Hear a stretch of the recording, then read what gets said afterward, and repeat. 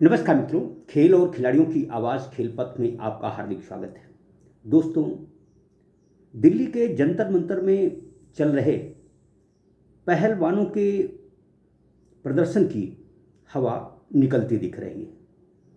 जिस तरह से भारतीय ओलंपिक संघ की अध्यक्ष पीटी उषा ने पहलवानों के इस प्रदर्शन को अनुशासनहीनता करार दिया है, उसे देखते हुए यह लगने लगा है कि अब पहलवानों को यदि कहीं से इंसाफ मिलेगा तो वह सिर्फ और सिर्फ सुप्रीम कोर्ट है। दरअसल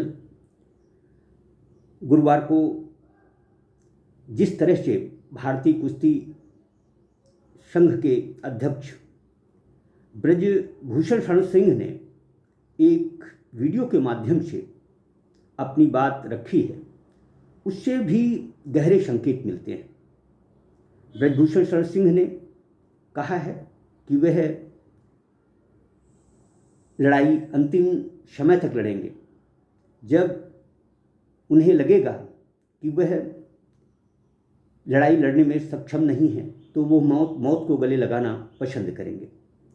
इस वीडियो के तरफ यदि गंभीरता से ध्यान दिया जाए तो यह वीडियो बहुत कुछ कहता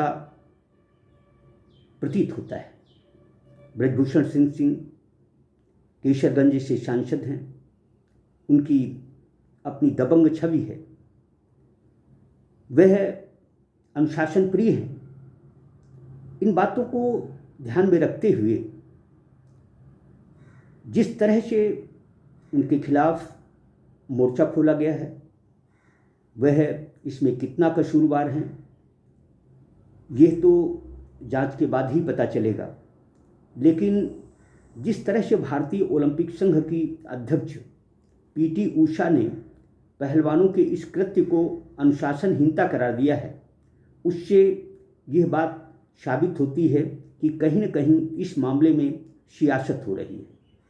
पीटी उषा ने कहा कि पहलवानों का यह प्रदर्शन एक संघ नहीं, एक व्यक्ति नहीं, बल्कि देश के खिलाफ है। इससे देश की छवि धूमिल हो रही है। इसी तरह से भारतीय ओलंपिक संघ ने खेल निदेशालय,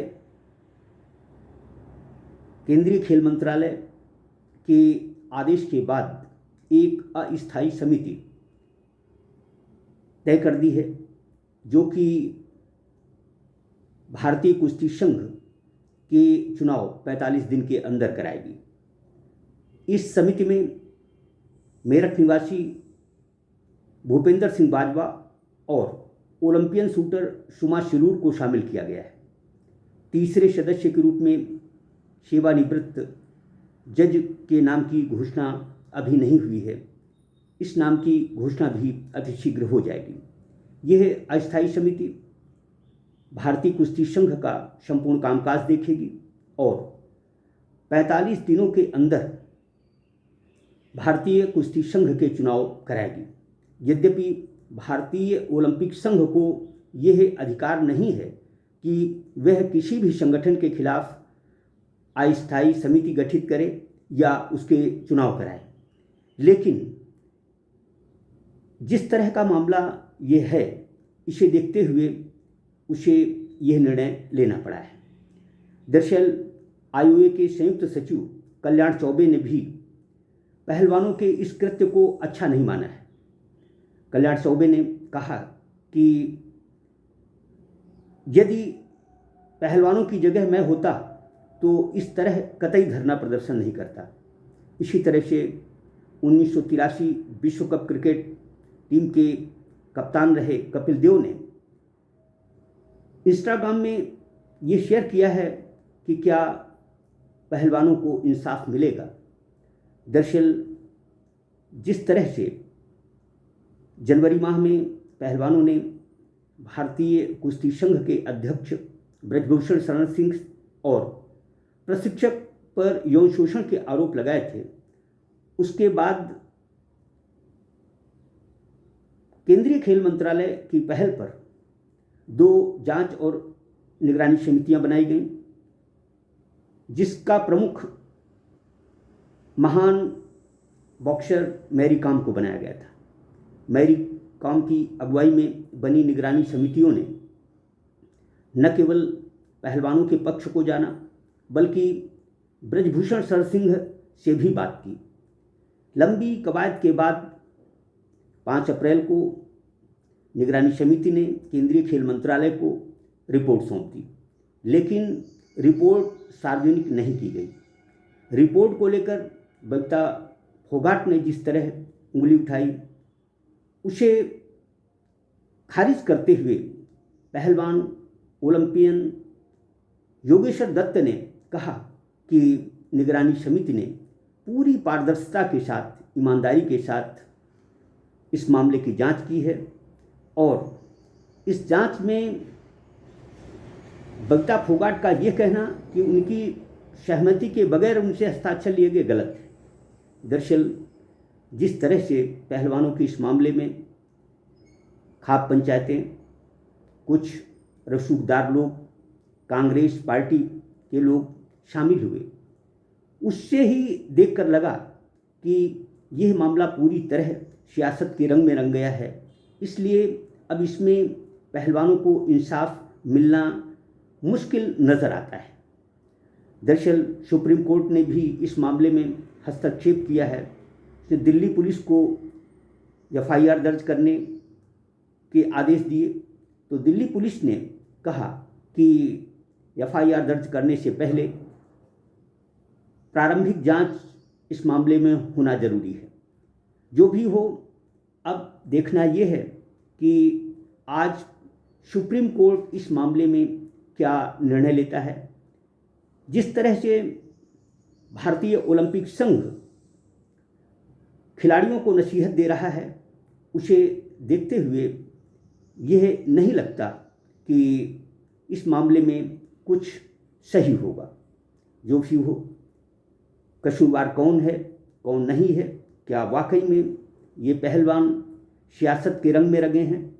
यदि ऐसा है तो यही बहुत ही घिनौना कृत्य है। यदि भारतीय कुश्ती संघ के अध्यक्ष पर जिस तरह के यौन शोषण के आरोप लगे हैं, यदि वह सही हैं, तो यह निसंदेह देश की अस्मिता को लजाने वाला मामला है। जो भी हो, इस मामले में त्वरित न केवल जांच होनी चाहिए बल्कि दूध का दूध और पानी का पानी होना चाहिए, क्योंकि इससे वाकई में देश की छवि खराब हो रही है। भारतीय कुश्ती से मुल्क को बहुत उम्मीदें हैं। भारतीय पहलवानों से देश को हमेशा अच्छे प्रदर्शन की उम्मीदें रहती आई हैं। भारतीय पहलवान अच्छी तरीके से तैयारियां करें, अंतर्राष्ट्रीय स्तर पर खेलें और मेडल जीतें, यही भारत के लिए अच्छी बात होगी। जिस तरह से अनुराग ठाकुर इस मामले में बात कर रहे हैं, उनकी बात को भी बजरंग पूनिया ने खारिज किया है। अनुराग ठाकुर ने जहां यह बात कही कि वह पहलवानों के बीच 12 घंटे रहे, वहीं बजरंग पूनिया ने कहा कि अनुराग ठाकुर स्वयं जानते हैं कि वह सिर्फ 2-3 मिनट के लिए ही हमारे पास रुके हैं, बाकी उनके खेल निदेशालय के अधिकारी ही पहलवानों से बातचीत करते रहे हैं। जो भी हो, यह मामला समूचे खेल तंत्र के लिए चौंकाने वाला है। खिलाड़ी के साथ यदि ज्यादती हुई है तो उसे इंसाफ मिलना चाहिए। यदि यौन शोषण के आरोप सही साबित होते हैं तो आदमी कितना भी रसूखदार हो, कितना भी ताकतवर हो, उसे जेल के अंदर भेजा जाना चाहिए। लेकिन यदि इन आरोपों में दम नहीं है, यह आरोप झूठे हैं, बेबुनियाद हैं, तो फिर पहलवानों को सज़ा भी मिलनी चाहिए। यही खेल हित में ज़रूरी है। लेकिन इस मामले में जितना विलंब होगा उतना ही खेल के लिहाज से ठीक नहीं होगा। भारतीय ओलंपिक संघ की अध्यक्ष PT उषा को कम से कम हर महिला खिलाड़ी अपना आदर्श मानती है, वह लाखों महिलाओं की प्रेरणा स्रोत हैं। यदि उन्होंने कोई बात कही है तो उसमें निसंदेह दम है। जिस तरह से कल्याण चौबे ने कहा है, कल्याण चौबे भी फुटबॉल के एक आला खिलाड़ी रहे हैं, गोलकीपर रहे हैं। तो जिस तरह से उन्होंने पहलवानों के इस मामले को गलत करार दिया है, उससे निसंदेह लगता है कि यह मामला कहीं पूरी तरह सियासत के रंग में तो नहीं रंगा हुआ है। अब देखना यह है कि आज सुप्रीम कोर्ट इस मामले में क्या निर्देश, क्या आदेश देता है। जय हिंद, जय भारत।